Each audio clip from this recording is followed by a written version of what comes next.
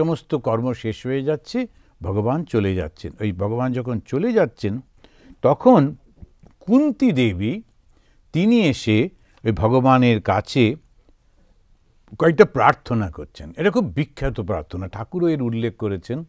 এবং এই কুন্তী দেবী সেই প্রার্থনাতে তিনি বলছেন যে কুন্তু বাচ নমস্তে পুরুষত্বাৎ আদি ঈশ্বরম প্রকৃতে পরম অলক্ষ্যম সর্বভূতানাম অন্তর্বহিঃ অবস্থিতম।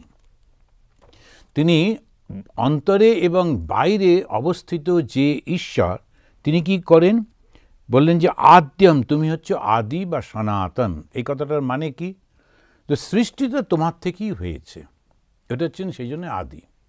এখন যদি এই সৃষ্টিটা সম্পর্কে কোনো ধারণা না থাকে তাহলে আমরা বুঝতে পারি না। সেই জন্য দেখবেন প্রত্যেকটি আমাদের যত ধর্ম আছে, যত রকমের ধর্ম আছে, তারা ওই সৃষ্টিটা বোঝাবার খুব চেষ্টা করেন, নিজের নিজের মতো করে চেষ্টা করেন। এই যেমন খ্রিস্টানদের, তারপরে আমাদের ইসলামের, প্রত্যেকটা হিন্দু ধর্মের সবারই সৃষ্টি বোঝাবার ইচ্ছা আছে।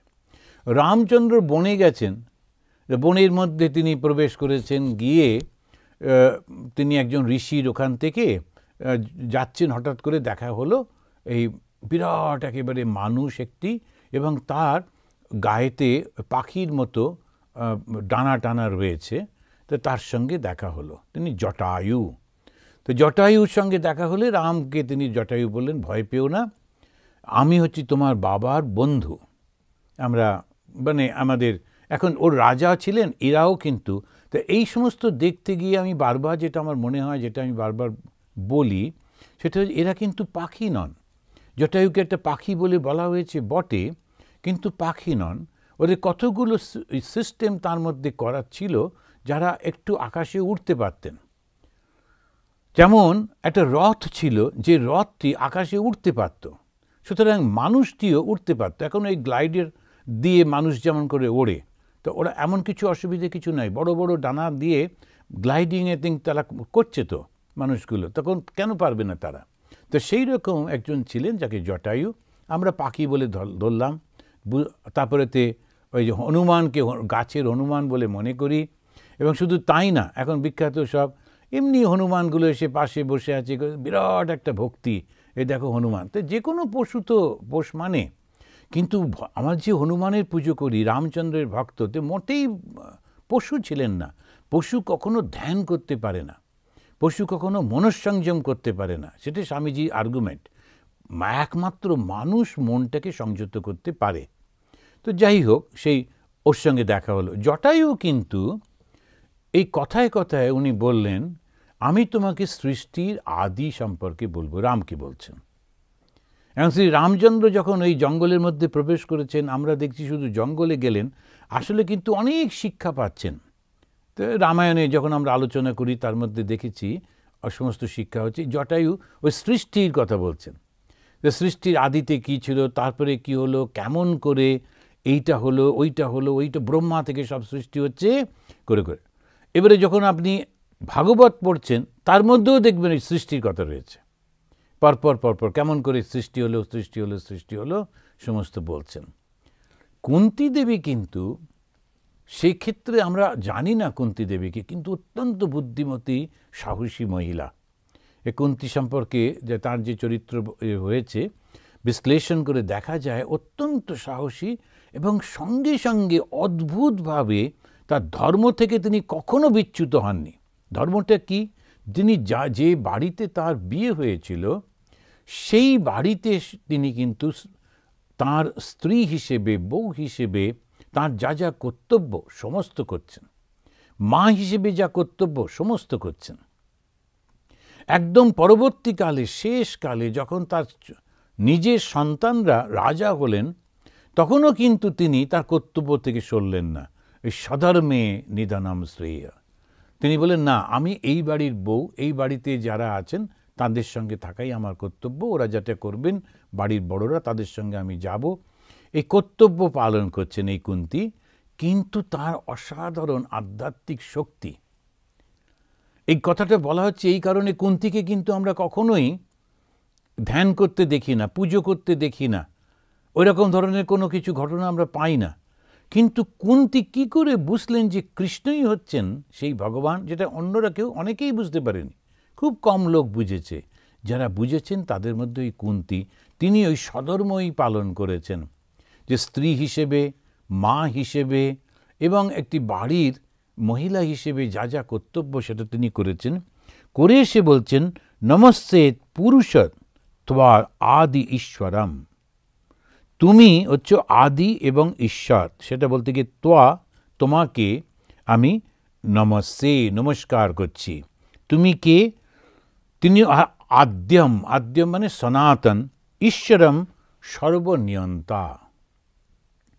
তো ভগবান সম্পর্কে তার আইডিয়া একেবারে ক্লিয়ার, কোনো রকম কোনো ভুল নেই। তুমি হচ্ছেন সৃষ্টির আদি, তোমার থেকেই সব সৃষ্টি হয়েছে, তুমি যেটাকে মনে করেছো সেটাই হয়েছে।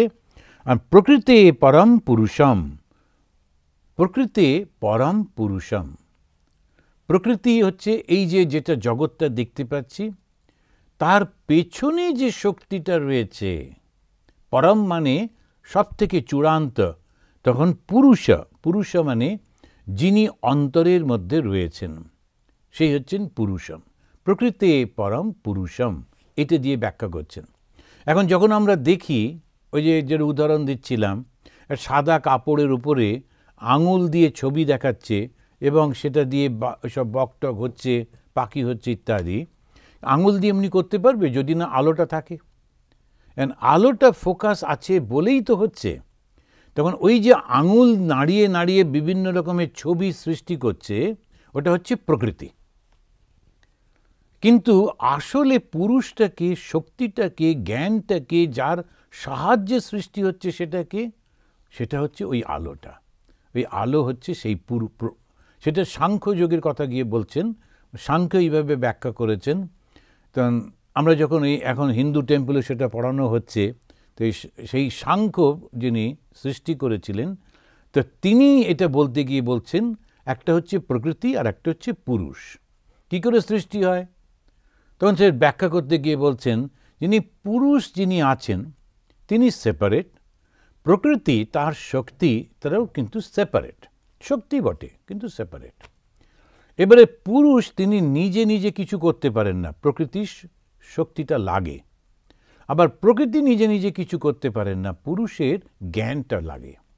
তখন বলতে গিয়ে বলছেন যখন পুরুষ প্রকৃতির কাছে আসেন তখনই তার মধ্যে সত্য রজতম এই তিনটে গুণ জাগ্রত হয়ে ওঠে এবং সে ক্রিয়াশীল হয়। তার আগে ক্রিয়া হয় না। এখানে কুন্তী দেবী সেই প্রসঙ্গটা তুলে তিনি বলছেন তুমি হচ্ছ সেই প্রকৃতি পরম পুরুষম, তুমি সেই প্রকৃতি, আবার তুমি পেছনে এই পুরুষ হিসেবে তুমি রয়েছ অবস্থিত। সর্বভূতানাম অন্তর্বহি অবস্থিতম, সর্বভূতানাম সমস্ত প্রাণীর অন্তরে এবং বাইরে তুমি অবস্থান করছো। এইটা আমরা একটু ফিলোসফির মধ্যে প্রবেশ করছি এই গল্প থেকে।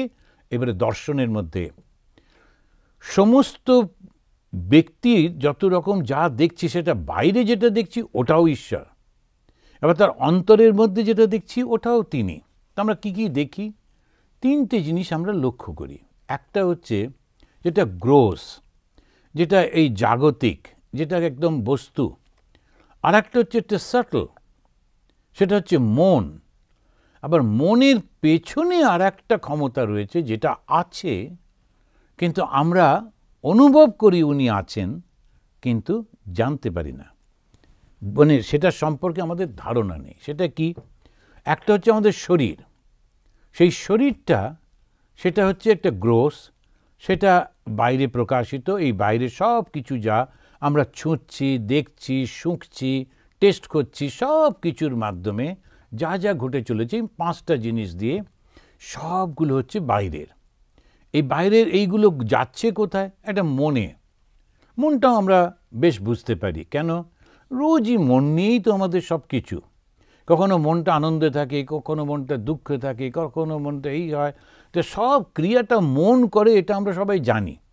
এবং ডাক্তারও বলে যে হ্যাঁ তোমার মনের ডাক্তার রয়েছে, তারা আবার সে নানা রকম ওষুধ টষুধ দেয় দিয়ে বেশিরভাগ সময় গোলমাল করেন না বুঝতে পেরে, কিন্তু যে একজন কেউ বেশি কাঁদছিল, আমাদের দেশে একটু হাপুস নয়নে কান্না এ তো স্বাভাবিকভাবেই করি, আর এই দেশে তো কান্না টান্না তো অত ব্যাপার নেই। সেজন্য ইন্ডিয়ান কেউ যদি কাঁদতে গেল, বাস ওকে বলো তুমি মানসিক রোগী, বলে আরে ভাই একটু কাঁদতে দে, আবার এখনই এখন ওষুধ দেওয়া, ওই কান্না বন্ধ করতে ওষুধ দিচ্ছে, কিন্তু ও একটু কেঁদে টেঁদে ঠিক হয়ে যেত, কিন্তু হবে না এখন। কেন? এরা জানে না ওরকমভাবে পুরুষ মানুষ কাঁদছে, সুতরাং ও পাগল হয়ে গেছে, দাও ওষুধ। আর পুরুষও তো কাঁদতেই পারে, না পারার কি আছে। এখন এই সমস্ত এক একটা অবস্থা অনুযায়ী এটা হয়। ওরা কতগুলো বই পড়ে রেখে দিয়েছে, এইটা হলে এইটা হবে, এইটা হলে এইটা হবে, এরকম ওষুধ দিতে হবে। কি ওষুধ? ওকে ঘুম পাড়িয়ে দাও, এসব করে টরে।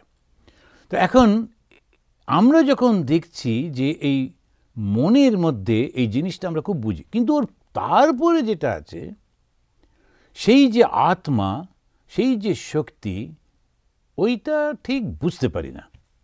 মন পর্যন্ত আমরা বুঝতে পারি, তারপরেরটা আমরা শুনেছি যে এরকম একটা কিছু আছে। তো তখন বলা হচ্ছে অস্থি। অস্থি মানে আছেন। তেন আমাদের উপনিষদে যেমন বলছে ব্যাখ্যা করতে গিয়ে, আর ওইটাই আসল। ওই অস্থি ওটা যদি না থাকে তাহলে ওই মনও থাকে না। মন হচ্ছে সূক্ষ্ম, আর এই যে স্থূল যে শরীর ওটাও থাকে না। কিন্তু এই ভেতরে যে আত্মা, সেটা কীরকম আছে অস্থি হিসেবে আমরা মনে করি। অস্থি ইতি, ওটাতেই মনে করতে হবে যে তিনি আছেন, নাহলে কোথায় গেলাম। তখন এই বেদান্ত ব্যাখ্যা করে যে তুমি যে একেবারে ঘুমিয়ে পড়েছিলে, তখন জগৎটা কোথায় ছিল? তখন কিন্তু ছিল না। যখন আমি ঘুমিয়ে পড়লাম তখন আমার কাছে কোনো জগতই নেই। আমার পাশের বাড়ির লোকটার উপর আমার খুব রাগ, ঝগড়া টগড়া হলো, তারপরে গিয়ে আমি এক গ্লাস জল খেয়ে শান্ত হয়ে ঘুমিয়ে পড়লাম। এবার পাশের বাড়ির লোকটা আছে কি নেই ওটা আমার মনেও থাকলো না ঘুমের মধ্যে। কিন্তু আবার আমার মনটা স্বপ্নের মধ্যে চলে গেল। সেই স্বপ্নটাতে দেখলাম সেই ছোটোবেলায় আমি ছুটে ছুটে খেলছিলাম, আমরা এই করছিলাম, সেখানে তো খুব আনন্দের মধ্যে চলে গেলাম। তাহলে স্বপ্নের জগৎ হচ্ছে মনের জগৎ, তার মধ্যেও আমি সুখ দুঃখ পাই। স্বপ্ন থেকে জেগে উঠে যে জগৎ, সেটা হচ্ছে এই সামনের এই জগৎ, সেটাও আমি সুখ দুঃখ পাই। এই দুটোতেই সুখ দুঃখ আছে। কিন্তু আর একটা আছে যেখানে সুখও নেই দুঃখ নেই। সেজন্য বারবার দেখবেন ভগবদ গীতাতে, উপনিষদে, সব জায়গায় ওটা বলছেন সুখ দুঃখের পারে যেতে হবে। আর সুখ দুঃখের পারে যাব কি করে? তখন বলছে ওই তো তুমি রোজই তো যাও ঘুমের মধ্যে। যে সেই ঘুমটা কি ঘুম? তাকে ওরা বলছে যে তুমি সুষুপ্তির মধ্যে চলে যাচ্ছ। একটা শব্দ ব্যবহার করেছে, তুমি একেবারে নিশ্চিন্তে ঘুমিয়ে পড়েছ, যেখানে তুমি স্বপ্নটাও দেখছো না। যেমন স্বপ্ন যখন দেখছি না তখন শরীরটা নেই, স্বপ্ন যখন দেখছি না মনটা নেই, তাহলে কি থাকলো? তখন বেদান্তবাদীরা বলে, এবার তুমি বলো কি থাকলো? তাহলে কিছু একটা তো ছিল, নইলে তুমি আবার ফিরে এলে কি করে? তো সেই যে কিছু ছিল সেইটা হচ্ছে আত্মা। ওটাকেই ওরা বলছেন আত্মা। আমরা প্রতিদিন ঘুমের মধ্যে সেই আত্মার কাছে যাই, এবং খুব যাওয়ার দরকার।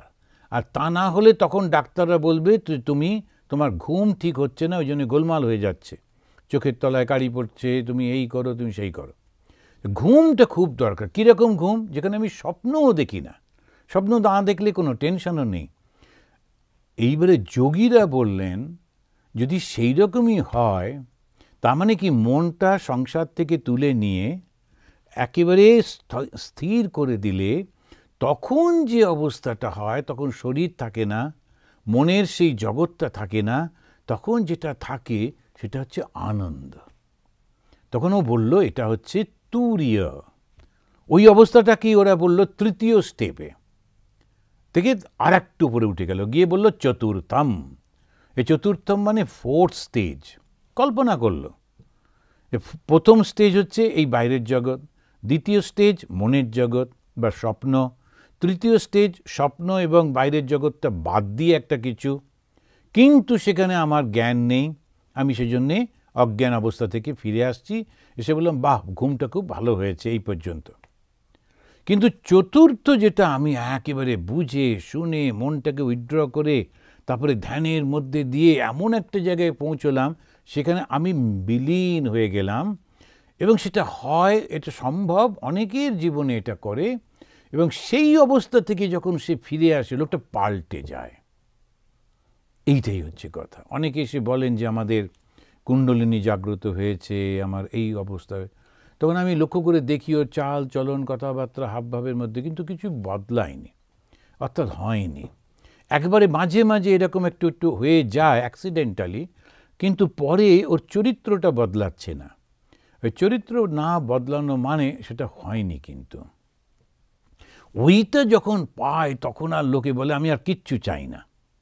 সেই জন্যে কুন্তী দেবী এখানে বলছেন আমি আর কিচ্ছু চাই না, তো তুমিই আমার সব। কাকে বলছেন? কৃষ্ণকে। কৃষ্ণকে ওনার ভাগ্নে বা ভাইপো, তো ওনার রিলেশনে রয়েছে। তাছাড়া অনেক থেকে বয়স অনেক কম, অর্জুনের বয়সী কৃষ্ণ, যুধিষ্ঠিরের থেকেও ছোট। সুতরাং তিনি ওইটাকে বলতে গিয়ে বলছেন তুমি অলক্ষম, তুমি ইন্দ্রিয়ের অগোচর, ত্বা তোমাকে নমস্তে, নমস্কার করি। কৃষ্ণকে তিনি নমস্কার করছেন।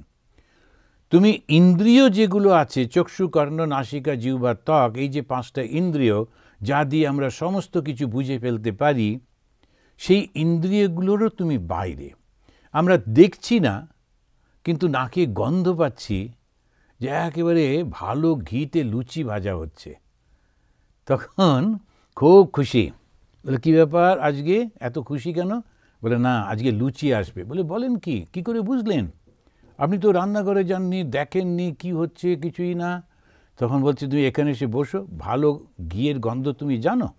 তো বলছে না, ও তাহলে তুমি বুঝতে পারবে না। যারা ভালো ঘিয়ের গন্ধটা জানে ওরা ওইটাই বুঝতে পারবে যে এটা একটা দারুণ কিছু একটা হচ্ছে। তো এরকম সমস্ত আমরা তো দেখিনি চোখে, কিন্তু কি করে বললাম যে লুচি হচ্ছে? কারণ ওই জ্ঞানটা রয়েছে, এটা থেকে এইটা হয়, এই কর্মটা হলে ওই এফেক্টটা হয়।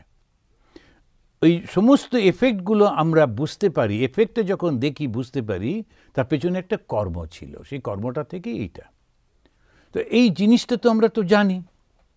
তাহলে আমাদের ঈশ্বর লাভ হচ্ছে না কেন? আমরা জানি ঈশ্বর আছেন, কেন ঈশ্বর লাভ হচ্ছে না? কোথায় গোলমাল হয়ে গেছে? তার কারণ কর্মটা ঠিক হচ্ছে না। ওই জন্যে ওরা বারবার বলেন কর্ম করো, কর্ম করো। একজন সে কথামৃতে ঠাকুরকে জিজ্ঞেস করছে যে মশাই, ভগবান আমাদেরকে এই জগতে রেখে দিয়েছেন কেন? এটা উৎপাত না? এই জগতে থাকা কত কষ্ট, এই সমস্ত হচ্ছে। এই যে শরীরটাকে এত ভালোবাসলাম, এতদিন এত কিছু করলাম, সেটাই আস্তে আস্তে জবুতবু হয়ে যাচ্ছে, আস্তে ধীরে ধীরে মারা যাব, এ তো মানে স্বাভাবিক চলেইছে। তা এই বাপু জগতে না থাকলে তো এই সমস্যাটা থাকতো না। উনি বললেন না, ঈশ্বর তোমাকে রেখেছেন, এই জগৎটা হচ্ছে কর্মস্থান। এইখানে তুমি কর্ম করতে করতে তোমার কর্মের বন্ধনটা মিটে যাবে। কি কর্ম? কর্মটা হচ্ছে আমি আর কোনো কর্ম করব না, ওইটা অনেক হয়েছে। কারণ এটা করতে গিয়ে ওইটা হলো, ওটা করতে গিয়ে ওটা হলো, একটার পর একটা আমার বারবার সমস্ত এই যে অনুভূতিগুলো হচ্ছে, ওরে বাবা আর দরকার নেই, যথেষ্ট হয়েছে। এই যথেষ্ট হয়েছে বলে যখন মনটাকে উঠিয়ে নিচ্ছে, এই অনেক বন্ধু থাকতো, তারপরে দেখলাম বন্ধুগুলোর মধ্যে বেশিরভাগই গোলমেলে, আচ্ছা কমিয়ে ফেললাম। তারপরে কতগুলো বেস্ট ফ্রেন্ড হলো, কাছাকাছির বন্ধু, তারপরেও তাকে দেখলাম কেউ একটু ঈর্ষা করে, কেউ একটু নিন্দা করে, আরও কমিয়ে দিলাম, আর কথা বলবো না, আর দরকার নেই ওদের সঙ্গে। তো ফোন নাম্বার আর দিচ্ছি না। এই করে করে করে করে আমি সমস্ত সময় নিজেকে উইথড্র করতে করতে করতে করতে আমি নিজের মধ্যে এসে যাচ্ছি। অনেক সময় নেগেটিভ হয়ে গিয়ে পাগল হয়ে যায়। আর যারা ওই পজিটিভ থাকে তারা পজিটিভটা কোথায় যায়? ভগবানের দিকে মনটা দিয়ে দেয়। তখন সেই জন্যই ঠাকুর বলছেন মোড় ফিরিয়ে দাও। রাগ থাকবে, কাম থাকবে, ক্রোধ থাকবে, হিংসা থাকবে, বিদ্বেষ থাকবে, ওগুলো কিছুতেই যাবে না। তো প্রকৃতির জিনিস না, ওটা দিয়েই তো আমাদের সব তৈরি, মন টনগুলো, তো যাবে কি করে? উনি বলেন মোড়টা ফিরে, ওইটাকেই, শক্তিটাকেই ব্যবহার করো এরকমভাবে।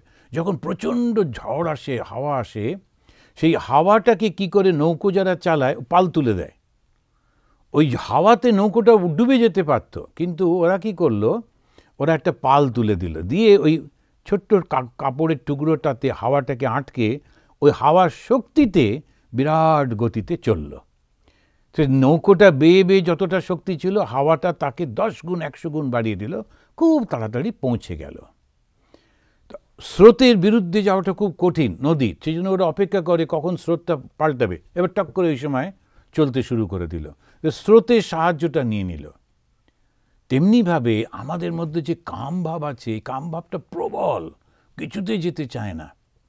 আর এটা আমাদের সমস্ত সিনেমা টিনেমাগুলো আরও বাড়িয়ে দিচ্ছে। তা নাহলে বিক্রি করতে হবে তো, মানুষ পশু হয় হোক, হ্যাঁ, কিন্তু আমার তো বিক্রিটা হয়ে গেল করে টোরে সারা করে যাচ্ছেন। ওই প্রবল ভাবটাকে ঠাকুর বললেন আমি ঈশ্বর লাভ করবই করব। কেমন করে? রাধার প্রবল আকর্ষণ কৃষ্ণের প্রতি, কিন্তু সেই কৃষ্ণর প্রতি যে আকর্ষণটা সেটা দৈহিক থাকছে না, সেটা তখন আধ্যাত্মিক আকর্ষণ হচ্ছে। ওই আধ্যাত্মিক আকর্ষণের ফলে রাধা অমর হয়ে গেলেন, কৃষ্ণের সঙ্গেই রাধা।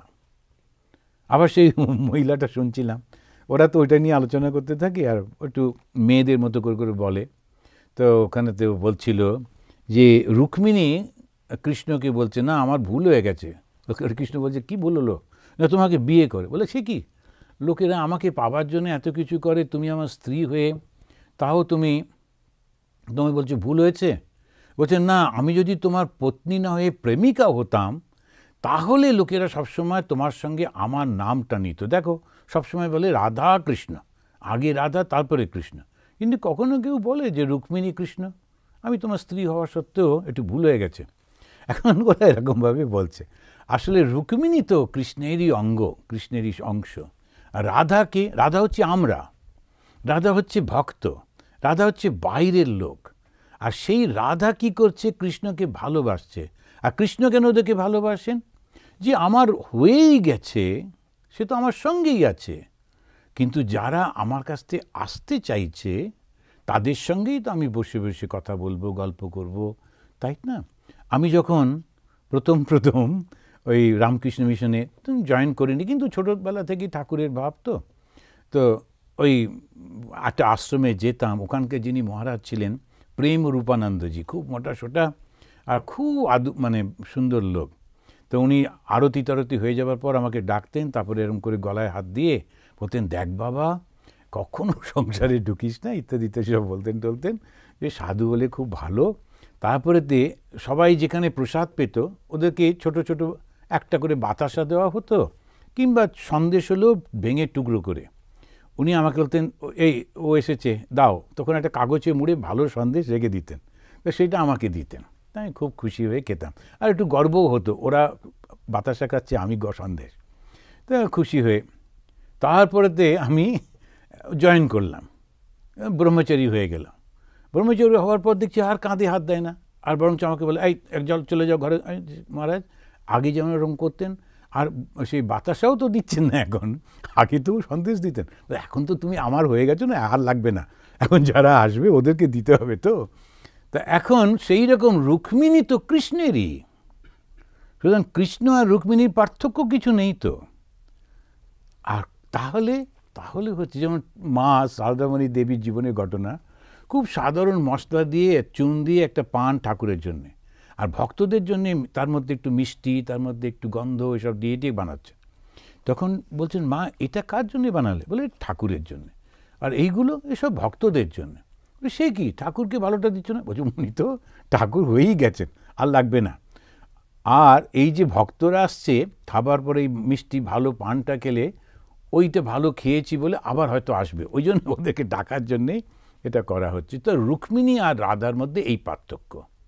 তো রাধা হচ্ছে আমরা, আমাদেরকে ভগবান খুব ভালোবাসছেন কেন? যাতে আমরা গিয়ে ওর সঙ্গে মিলিত হই।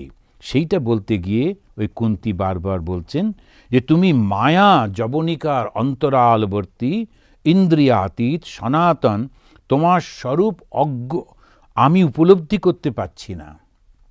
আমি কুন্তী তোমার স্বরূপ উপলব্ধি করতে পারছি না।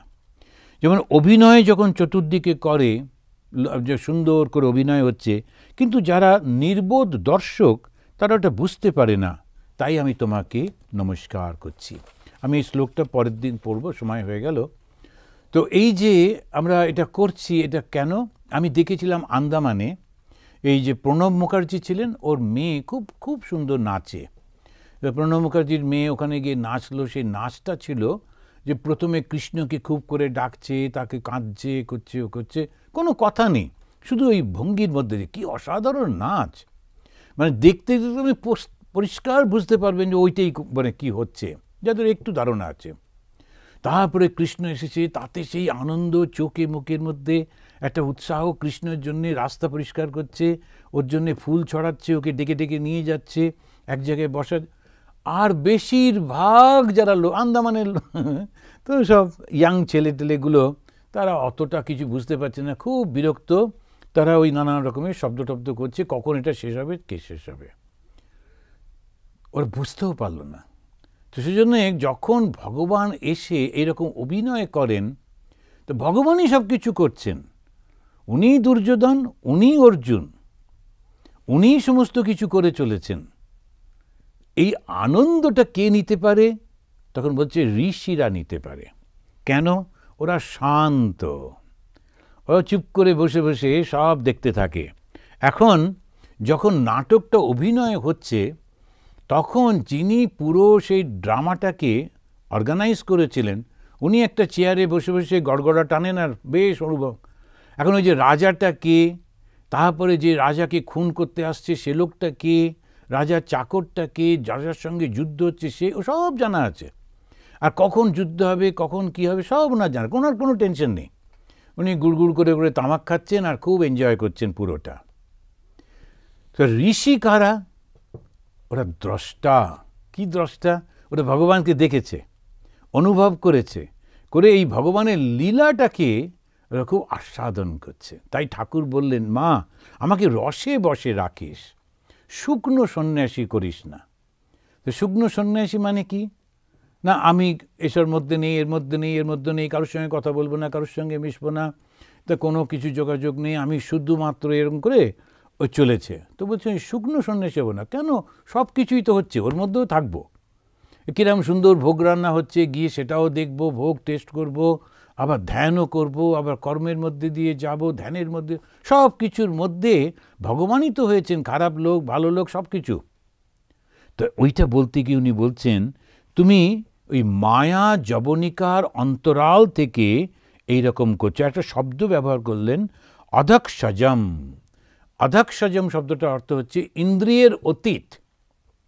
ইন্দ্রিয় হচ্ছে আমাদের পাঁচটা, চক্ষু কর্ণ নাসিকা জিহ্বা ত্বক।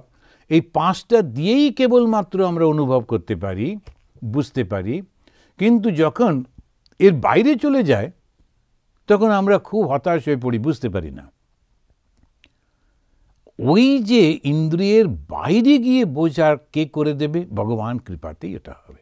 তো আজকে আমরা এখানেই শেষ করি, করে আমরা এর পরের বারে আমরা এইটাই একটু আলোচনা করে কি করে কুন্তী দেবীর এই প্রার্থনাটা আর একটু সুন্দর করে বোঝবার চেষ্টা করব। কেননা ওটার মধ্যে দিয়ে ভগবানকে বোঝা। এমনি যখন আমরা আজকে ভগবান শ্রীরামকৃষ্ণকে ভগবান বলছি, মা শারদাকে দেবী বলছি, কিন্তু যখন ওরা জীবিত ছিলেন, তো সেই সময়ের মানুষরা কিন্তু ওটা মনে করতে পারতো না, খুব কম লোক। সেই জন্য কন্টেম্পোরারি পিপল যখন বুঝতে পারে যিনি দেবতা, সে মানে কত সৌভাগ্য তার। ওম শান্তি শান্তি শান্তি। হরি ওম তৎসৎ। শ্রীরামকৃষ্ণার্পণমস্তু।